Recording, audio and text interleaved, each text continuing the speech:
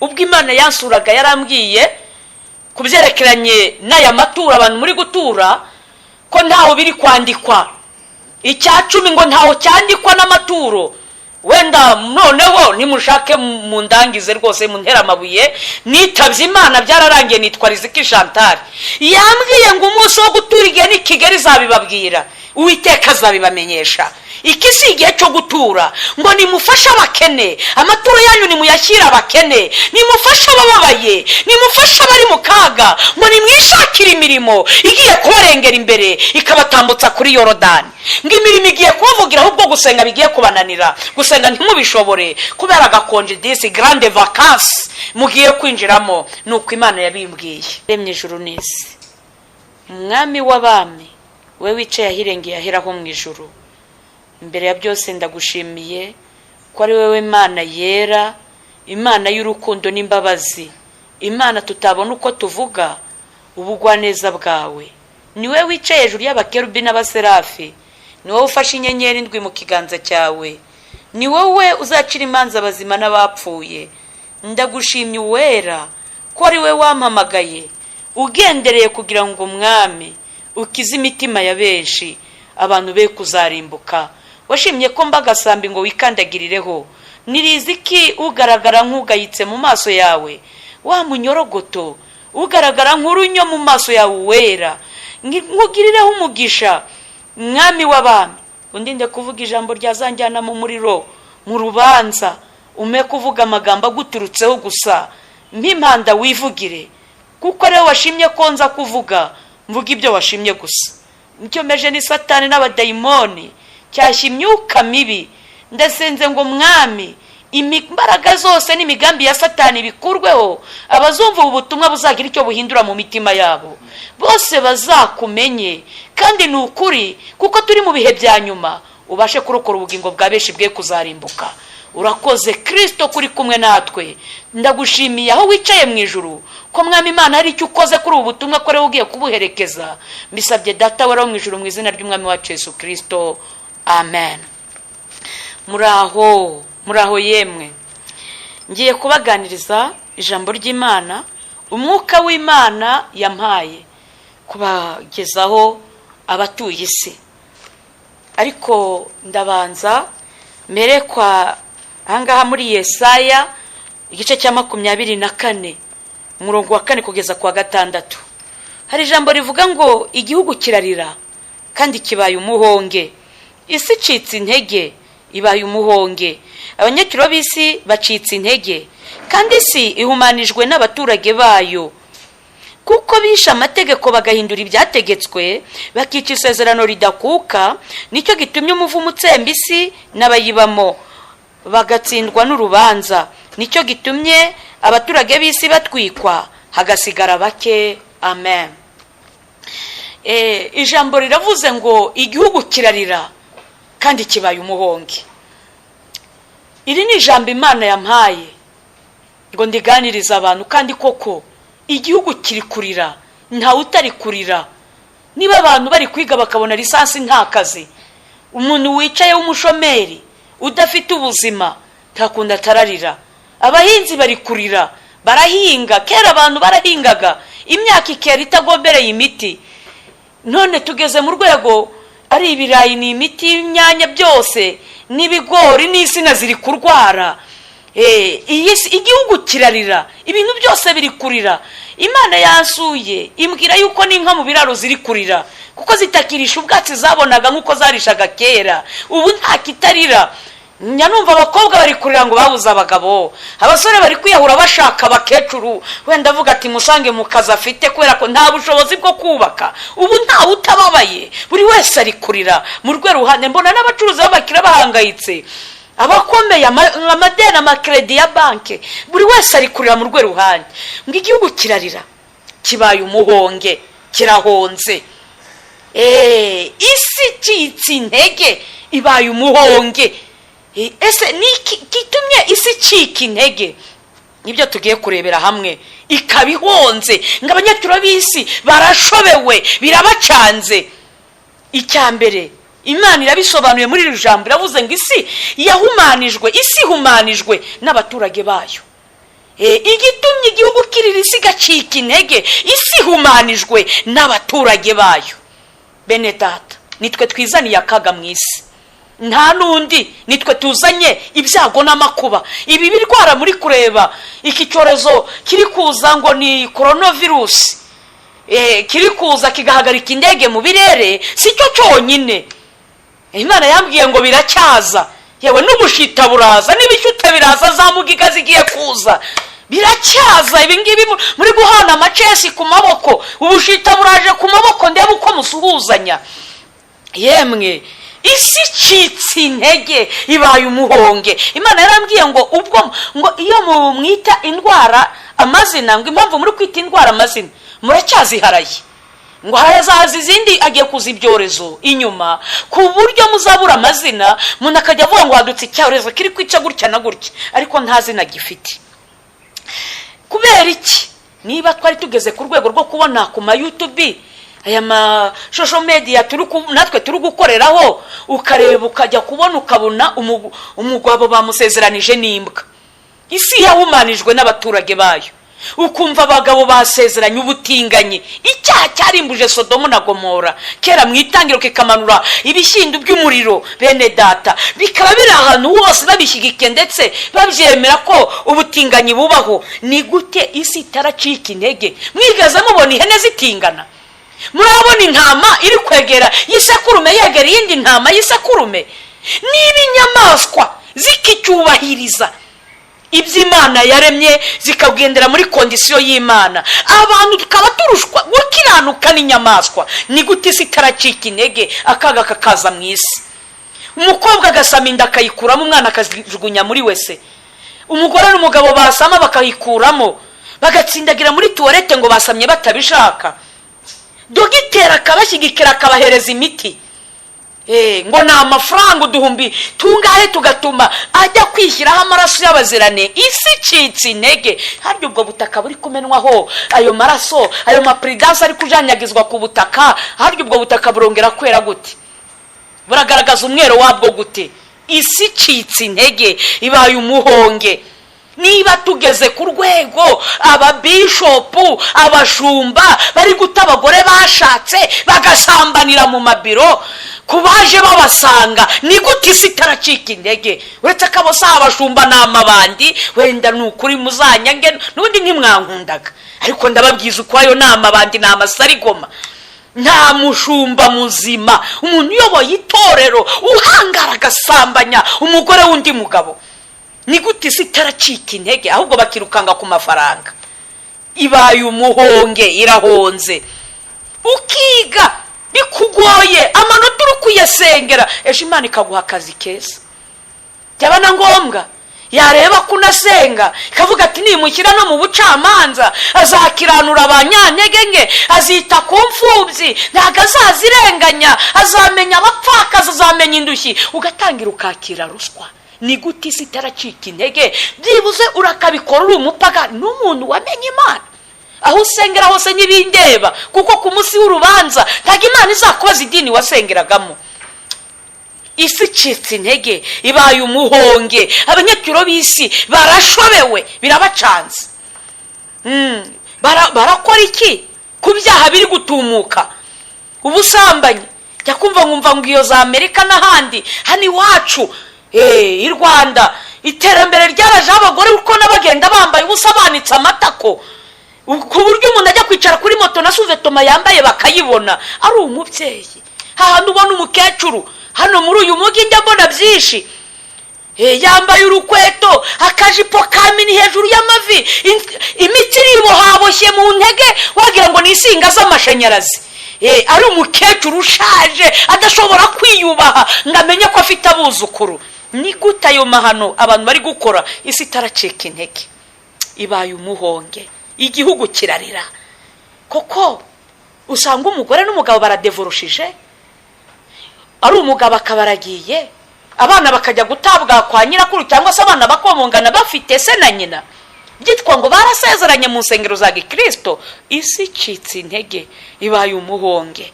Abanyacyuro b'isi barashobewe, birabacanze. None ni gute bitarabashobera mu gihe bashyigikira ibyaha nk'ibyo by'ubutinganyi bikabaho bigashyigikirwa ndetse ababikora bagaterwa inkunga, ni gute isi itaracika intege akaga kakabamanukira? Ni ijambo Imana yampaye kubwira abatuye isi.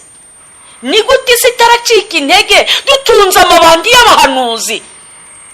Agahamagara umuntu akamuhamagara yamubonye kuri aya mashosho media, akamuhamagara akamubwira ati sengera, akamubwira ngo urabanza utange igitambo ngo cy'igihumbi cy'amadolari. Namwe bene data, ndabwira abantu batuye isi, umuhanuzi ntaguca amafaranga ngo agusengere. Wajya kumwatura ngo banze umuha amafaranga, uzamenye ko wari umujura, uwo si umukozi w'Imana. Impano y'Imana ntabwo igurishwa, ntabwo igurishwa. Yesu yaravuze ngo mwahawe ku buntu mutange ku bundi. Cyakoze nshobora kwanga kugusengera kuko umwuka w'Imana utari kubinyemerera ko ngusengera, kuko ari n'abantu babaye akahebwe, babaye nk'amabuye y'intaza, amabuye aba mu mazi ahora atembaho amazi adashobora guhinduka, afatwa n'urubobi. Nubwo aba mu mazi ntashobora gusanga ayo mabuye akeye, ahubwo afatwa n'urubobi ugasanga yuzuye umwanda kandi ahora mu mazi. Hari imitima ya benshi yabaye nk'intaza, abantu bahora mu byaha bitwaje ngo bazatura, ngo Imana yicaye ku ntebe y'imbabazi. Ninde wagushutse ko Imana iri ku ntebe y'imbabazi? Yayicayeho uri kureba. Ibyo bituma ugotomera ibyaha nk'unywa amazi. Imana yicaye ku ntebe y'imbabazi koko? Bene data, amahirwe aza rimwe, agakiza akabantu bavuga byuzirikana ko kameze nk'iki. Sindabona abahanga basudira amagi. Nawe rero hari icyagucika ntikizagaruke. Twikomereze. Isi icitse intege ibaye umuhonge. Abanyakiro b'isi barashobewe, ngisi humanijwe n'abaturage bayo. Cyambere bisha amategeko. Hari amategeko yishwe. Bene data, hari amategeko. None niba umuntu bamuhereza inshingano z'ubupasiteri, Imana itarigeze imwimika, akajya ngo agiye kuyobora umukumbu, umuntu agashinga idini hari yuko yiboneye, akiha gushyiraho amabwiriza adahuje n'ijambo ry'Imana, aho si ukwica amategeko? Niba umuntu yiha gusezeranya umugore utandukanye n'umugabo, kandi ijambo ry'Imana rivuga ngo icyo Imana yifatanyirije muntu ntakagitandukanye, wowe ukabirengaho kandi witwa ngo uri umupasiteri, ngo uri umushumba, ugasezeranya umuntu wigeze urugo, nturi kwica amategeko, ugahindura ibyategetswe. Hari ibintu byategetswe bene data, ntabwo ari ugupfa kwinjira mu bintu by'Imana gutyo gusa. Twikomereze. Bisha amategeko bahindura. Niba twe tugeze ku rwego bavuga ngo bantu basezeranya abahuje ibitsina ubutinganyi, kandi kera bitarabagaho, uko si uguhindura ibyategetswe, si ugukora mu jisho ry'Imana.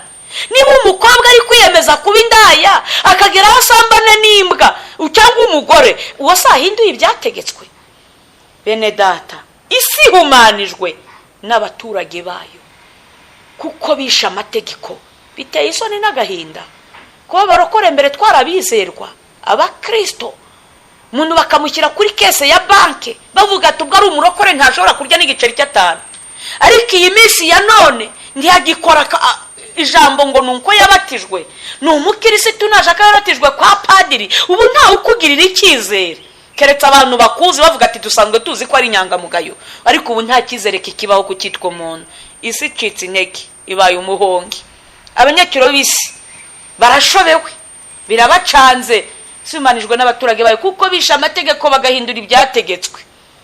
Nicyo gitumye umuvumo utsembye isi. Marayika w'Imana aratambutse, arazengurutse. Bene data, umuvumo utsembye isi. Ndikora akantu k'umuvumo utsembye isi. Imana imaze iminsi imganirije, narasenze mu cyumweru cyashize, sinagize ikintu shyira kuri YouTube. Imana ubwayo yanyibwiriye ko natwe hano iwacu Rwandije kudusura, yampaye ijambo ryo muri Zaburi ya 50:3 havuga ngo Imana yacu izazaye guceceka. Zaburi ya 50, kandi some mutagira ngo wenda mbabwira ibyanditswe. Imana impereza ubutumwa bujyanye na Bibiliya, ntagiye impereza ubutumwa butari muri Bibiliya. Imana yacu izaza ye guceceka, ntago izakomeza icecetse, iraje. Yarambwiye ngo abantu bagiye bakora ibiganiro ku maradiyo uwiteka yarabyumvise bibaza ngo mbese imana iriho. Imana irambwiye ngo haba abakirisitu n'abapagani murayibonye iraje. Izaburi 50:3 baravuga ngo Imana yacu izaza yo guceceka, imbere yayo umuriro uzakongora, umuyaga w'ishuheri uzayigota. Amena. Yemwe bantu b'Imana, by'umwihariko ngabwira abakristo turi kumwe muri iki gihugu, uwiteka araje muramubonye, abatamuzi muhumure, Imana irabiyeretse. Ngababwira ngo Imana murayibonye, ije ikenyeye umuriro yiteye umuyaga, mwitegure kwakira umushyitsi muhire. Ndetse ikambwira ngo isi akaga karaje, isi ihumanijwe n'abaturage bayo. Bene data, irambwira ngo hagiye gutera inzara ikomeye itarigeze iboneka mu Rwanda. Irambwira ngo iyi nzara ngo umuntu azajya yayura kongera guhuza inzasa yandi bikunde, arinde apfa ashize mu mwuka. Muraho yemwe, muraho yemwe abajyama n'abaniga abirirwa baterura ibyuma ngo muri gushaka ibizigira. Ngaho nimwongere mu biterure, Imana iraje. Aho gushaka ubwami bw'Imana, yemwe abakina n'ibyaha by'ubusambanyi, abagore n'abakobwa mutanga za avance, abubakiye ingo ku byaha by'ubusambanyi, Imana iraje iciye mu ngo zanyu, ije kureba ko ibyo bari kurega i Sodomo n'i Gomora ari ukuri. Ngaho ibi bya massage abakirisitu bari basigaye bajyayo bakagukandagura hose ngo urananiwe, n'amatwi hose bagakanda, n'amabere wambaye ubusa abagabo bagukandakanda, ariko umurengwe ni mubi. Ye baba, uri bishop ngugiye muri massage, bakandagura ntibagire naho basiga n'amabuno bagakanda. Yewe Imana yacu izaza ye guceceka. Ngaho abapasitora abashumba bari kwidumbagura mu bizinga ngo ni pisine, koko jya mu mazi n'agakabutura uri umubyeyi ngo mayodobe, ukajya hariya ahantu n'indaya n'abajyama bose muri kumwe, uri umukozi w'Imana ngo ugiye kwidumbagura, ngo ugiye ku Gisenyi, umugore akarara ataryamye akabuza umugabo amahoro ngo agiye ku mucanga wo ku Gisenyi. Ariko mbagira inama bene data, akora ngo umucanga wa Gisenyi ukubuza ijuru. Koko ufashe imodoka cyangwa se ugafuta udufuko tungaye tw'umucanga ukatumena mu mbuga yiwawe, ijoro ryajya rigera ukajya kwivurugutamo, utiriwe ujya hariya ahantu, ntibyaguha amahoro. Si umucanga uri gushaka, umucanga urinda wagusenyera wa mugore we. Mwabagabo mwe muraho neza, Imana yacu izaza ye guceceka, ije ikenyeye umuriro yiteye umuyaga, mwitegure guhoberana n'umushyitsi. Buri wese arayibonye ku giti cye, uburi umukirisitu uburi umupagani, yaba bamanyura amazi muhumure murayibonye no mukabarira hageze. Yemwe we, harimo abandakariye ngo nageze boite kadirake, none n'utubari twose Imana iradusuye, Imana irahageze, ije kureba ko ibyo barega i Sodomo n'i Gomora. Isengero zirakinzwe, ntabwo zirakinguka, kuko yambwiye ko umunsi zafungutse ngo n'abana bari mu nda bazabimenya ko Imana yakinguye isengero. Twikomereze. Ubwo Imana yansuraga yarambwiye kubyerekeranye n'aya matura abantu muri gutura ko ntaho biri kwandikwa. Icya 10 ngo ntaho cyandikwa n'amaturo. Wenda noneho nimushake mu ndangize rwose mu ntera amabuye, nitabye Imana byararangiye, nitwa Riziki Chantal. Yambwiye ngo umunsi wo gutura igihe ni Kigali zabibabwira, Uwiteka azabibamenyesha. Iki si igihe cyo gutura, ngo nimufashe abakene, amaturo yanyu nimuyashyira abakene, nimufashe abababaye, nimufashe abari mu kaga, ngo nimwishakire imirimo igiye kubarengera imbere ikabatambutsa kuri Yorodani. Ngo imirimo igiye kubavugira, ahubwo gusenga bigiye kubananira, gusenga ntimubishobore kubera agakonje disi grande vacances mugiye kwinjiramo. Nuko Imana yabimbwiye. Isi citsi intege ibaye umuhonga, abanyacyura bisi barashobewe. Isi humanijwe n'abaturage bayo, ko bisha amategeko bagahindura ibyategetswe, bisha amategeko abapasiteri batishingano zo kuyobora umukumbi, kubwizana abantu kuri Kristo, bisha amategeko abashumba, bisha amategeko baragira amafaranga yo kuragira intama z'Uwiteka. Bashumba abapasiteri, Imana ije kubaranwa namwe, ije kubaranwa. Ese murayimurikira umukumbi mwaragijwe, murayimurikira amafaranga mwaturishije, mugiye kumurikira Imana iki? byararangiye nitabye Imana. Nitwa Riziki Chantal, nta bwoba muri aho yemwe, byararangiye, ntawe ndi gusaba umunyu, byararangiye rwose. Ubifata uko ubyumva nuko ngo bahindura ibyategetswe. Niba inyigisho zose, ibibwiriza, ibiterane byose ari amafaranga, ko ni uguhindura ibyategetswe. Yesu yaravuze ngo mugende mu mahanga yose muhindure abantu kuba bigishwa banjye, mubigishe kwitondera ibyo nababwiye byose. Ni Yesu Kristo wabivuze, umwana w'Imana. Ntabwo yavuze ngo mugende mujye gusaba amafaranga.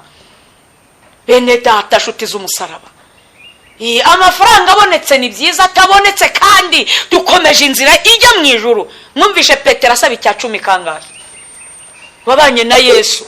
Yohani wabatijwe wahamagaraga abantu, ijwi ry'urangura mu butayu, yasabye icya 10 kangahe? Eliya yasabye amafaranga kangahe? Bene data, nshuti z'umusaraba, amafaranga nayavugaho wenda ndabizi ko birakaza benshi, ariko nimushake murakare nta kibazo. Mwibuke ko amafaranga ariyo yatumye Yuda abura ubwami bw'Imana. Yuda abura ubugingo mu ntumwa za Kristo hejuru y'abwo mafaranga. Mushaka ubwami bw'Imana no gukiranuka, ibindi byose muzabyongererwa. Nuko ahangaha haravuga ngo abanyacyubahiro b'isi barashobewe, isi humanijwe n'abaturage bayo, kuko bisha amategeko bagahindura ibyategetswe. Ngo nicyo gitumye umuvumo utsemba isi n'abayibamo.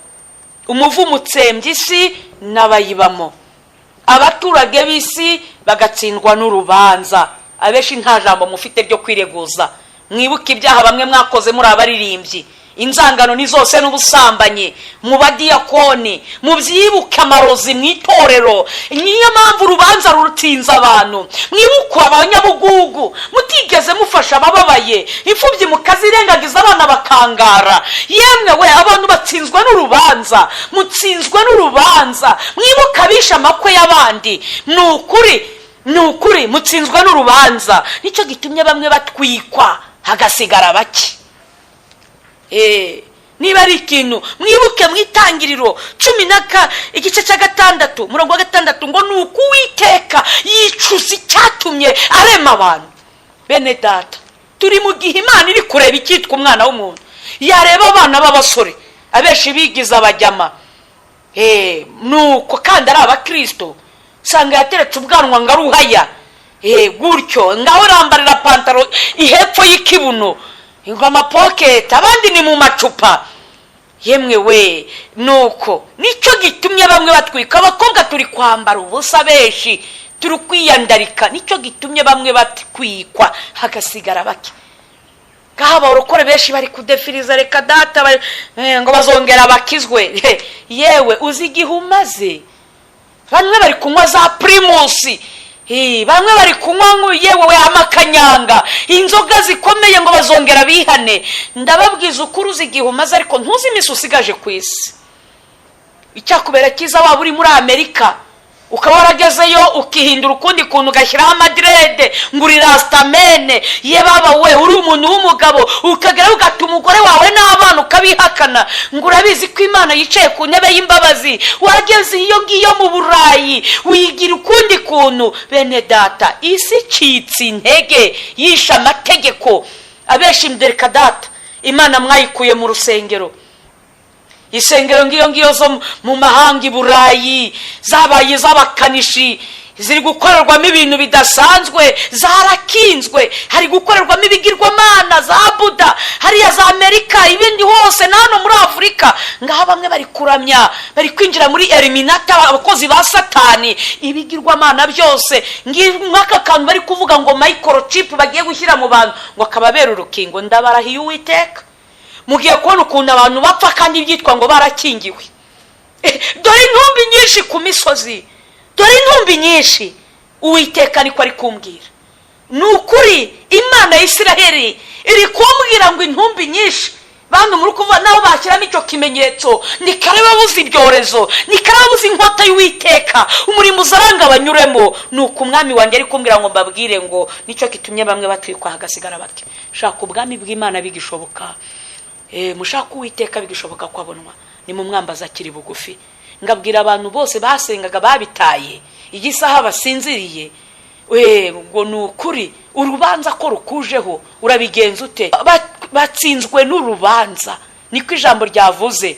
Wa mugore we usuzugura umugabo uko wiboneye, yewe izirikana ko uzabazwa ubugingo bwe udakora inshingano zigusabwa mu rugo, ahubwo ukaba nk'isi ukaba wo gusahura urugo uteganyiriza ngo ejo hazaza ushobora no gushaka abandi bagabo, uje kubazwa ubugingo bw'uwo mugabo. Yemwe abari gucana inyuma, Imana inyuze mu ngo zanyu kandi mari kacanye inkota. Abagabo bari guca inyuma y'abagore, abagore mu gace inyuma. Yemwe bakobwa mwabaye ibirara muri kugusha abasore, mwabamarishije inkota y'ubusambanyi mubabeshya ngo muje kubasora kandi mwitwa ngo mwamenye Yesu Kristo. Abo bose uburakari bugurumana bw'Uwiteka burabamanukiye. Nukuri ndabwira n'abantu basambanya abana bato kimwe n'abasambanya amatungo. Umuntu agasanga yahangaye inka, ihene, inkoko. Narabibabwiye ko Imana yabintumye ikibungo mw'iterano hakabonekamo abantu 7. Imana yabimbwiriye mu nzozi, mbona abagabo 2 n'abasore 2. Bamwe babwira ati Imana imbabare nasambanye n'inkoko. Ntibitaye isoni umuntu w'umusore ubenguka inkoko, nikiba cyagushituye inzara umunwa, ujya kubenguka inkoko ariko icyaguhagurukije koko, uretse shitani y'umukara isi humanijwe n'abaturage bayo. Reka dusenge bene data nshuti z'umusaraba. Umuntu wese wari uzi ko yasengaga akaba yarabiretse, ukabutunzwe no kwirirwa hamagara ukoze Imana ngo nibagusengere, menya yuko watangiye kuva mu byizego ugeze kure. Tangira wige guhura n'Imana, kuko umwenda warahera watabutsemo 2. Ngo buri wese yigerereyo, mwige kwambara imbaraga musenge, kuko imisi atari myiza. Buri wese yigerereyo. Murakoze, reka dusenge. Urera kandi urakiranuka, uri Imana nyamana itagira ikizinga n'umunganyari. Uri Imana ihindirwa umushyitsi, uraranywa uko bukeye uko bwije. Hano kuri iyi si uretse ko mu ijuru nta kwira kubayo, hahora umucyo, hahora hakeye, kuko hamurikiwe n'umucyo w'uwera. Ndagucira bugufi mwami w'abami, ndakwinginze ngo ukize ubugingo bwa benshi burimbukiye mu isi y'ibyaha, burimbukiye mu mwijima, burimbukiye mu kaga n'amakuba. Uwiteka we, ndakwinginze ngo utabara abantu benshi barimbutse, ugira icyo ukora kuko uri Imana ishobora byose. Urakoze nyakubahwa, urakoze gitare cyanjye ko hari icyo ugiye gukora ku bantu benshi bari barimbutse. Iri jambo harabo rigiye gutabara. Urakoze abarwayi ubakize, cyane cyane ukize imitima ariko n'inyuma ku mubiri. Abababaye ubakize kuko uri Imana ibishoboye. Kubw'umutima w'imbabazi urengera abanyamubabaro, abagiye kubyara ubatabare, no mu nzu z'imbohe mwami Imana bubaha izina ryawe. Ugira icyo ukora bemeye kwihana, ugira icyo ukora kuri bo mwami. Ingo ziri gusenyuka, ugira icyo ukora. Ndagushimiye ko utabaye abantu benshi mwami Imana, kubwira ijwi ry'urangurura mu butayu. Uwiteka ko ari cyo ugiye gukora. Ndagushimiye ko byumvishije, mbisabye data wera wo mu ijuru mu izina ry'umwami wacu Yesu Kristo, amen.